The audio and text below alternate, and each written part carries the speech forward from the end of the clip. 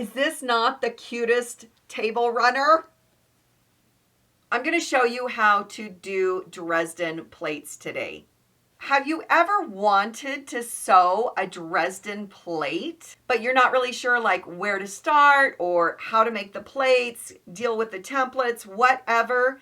Did you know that there is a ruler for this? This is the Easy Dresden ruler, and today I am going to show you how you can use this ruler to make super cute Dresdens and how you can get access to the pattern for the table runner, as well as a cute little mug rug if you don't want to, try a full project.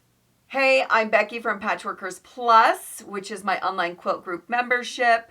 I help you finish what you start, use what you have, and sometimes explore new techniques.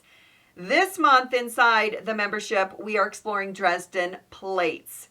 This is not a difficult thing to do, especially if you have the ruler. Now, for members, if you don't have the ruler, it's not a big deal. I give you the templates. But I'm going to walk you through using this ruler and showing you how you can make a whole bunch of different sizes of Dresden plates. So let's get started. So this is the Dresden Plate ruler. It is by Easy Quilting, and the one I have goes to 8 inches from 1 inch. We are going to explore a few different sizes with this, how to use your ruler, and how to make the fan with all the Dresden plate pieces. So I've got some projects here. This is a little mug rug that I've made using my Dresden plate ruler, as well as a fun table runner. So this one features, the quarter plate as well as a half plate. They're really pretty simple.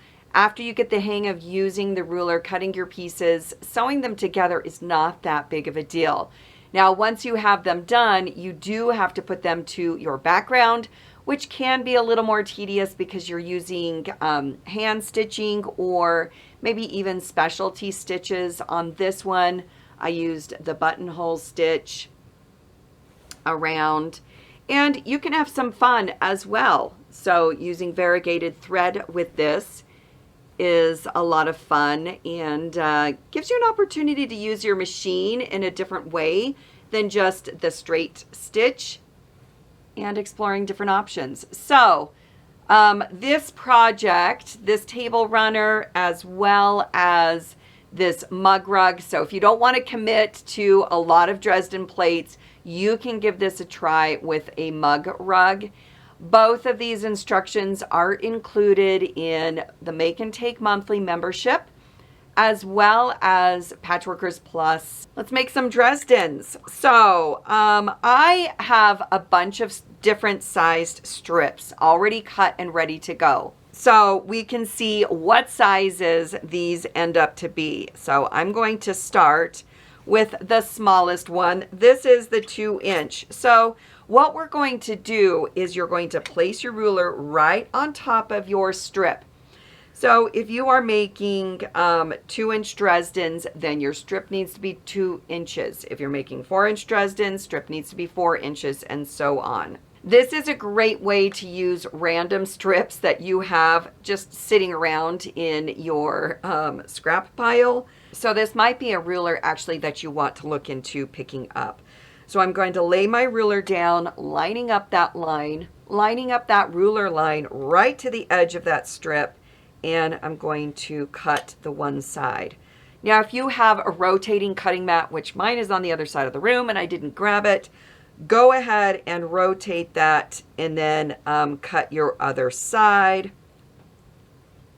So now I have one piece. The beauty of this ruler is you can flip the ruler because the strip is going to hold that top and bottom edge.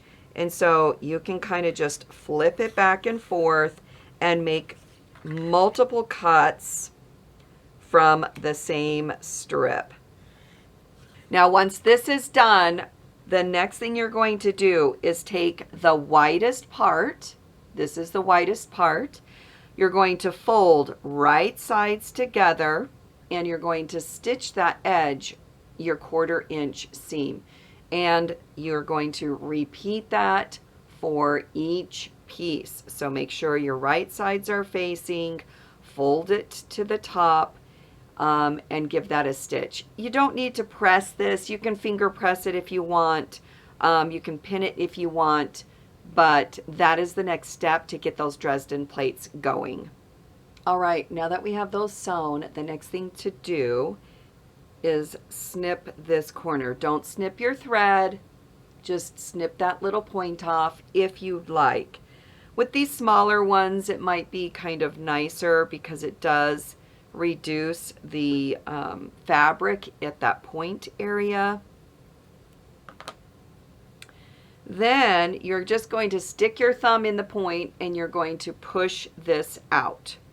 You're going to grab your little purple thing or stiletto of some sort and you're going to shove that right into the point and push that out really well. This is going to make this lay flat. Now you'll want to make sure that your seam is going down the center of the Dresden. You don't want your seam to be crooked or sideways because you want that point to be really nice.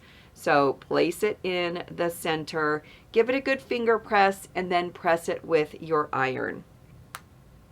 So you're going to repeat this with all your parts or all your Dresden plates.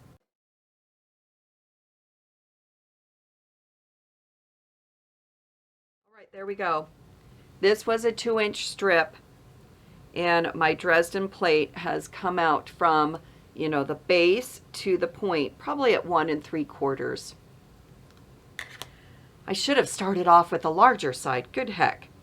Okay, so what we're going to do next is grab 2 Dresden plates. Now, preferably they would be different fabrics, but I'm just using this as a demonstration.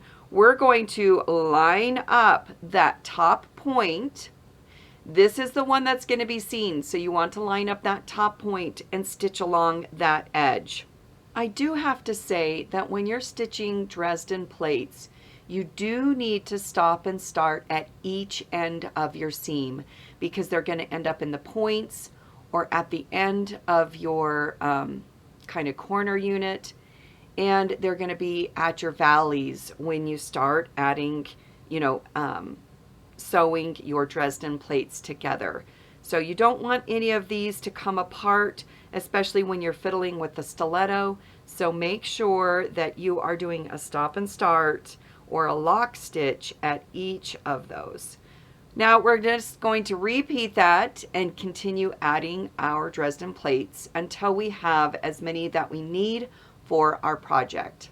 The next step is to just continue until you have what you need.